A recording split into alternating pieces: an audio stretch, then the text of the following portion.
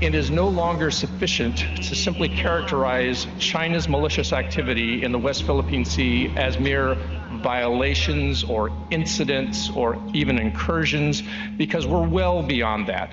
So, one of China's most vocal critics of these meetings is Ray Powell, a former US military attaché to Vietnam and Australia. This is essentially a maritime occupation of a country's lawful exclusive economic zone by a hostile, even imperialist, foreign power. In the dark space here, this is all the Philippines' legal exclusive economic zone. He now runs a maritime monitoring unit at Stanford University that records and publicises Chinese ship movements in the disputed areas. So we do a lot of ship tracking. We try to keep up with where China is deploying. In particular, China is deploying its maritime militia and China Coast Guard, and so that's what you see here is mostly those ships in and around their large base at Mischief Reef here.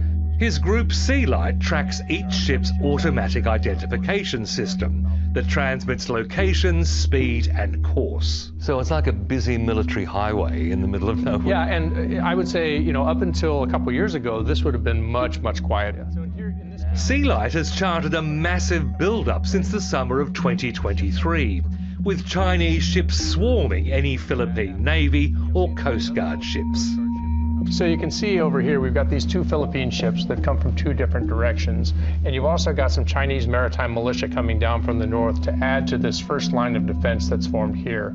The second line of defense has already formed back here. I mean, if China decides they're not getting through, they're not getting through. He says before this tracking system, the public couldn't see what China was doing. China is the most sophisticated gray zone operator the world has ever seen. I mean, they have really sort of perfected the art, and the South China Sea as a whole was their playground.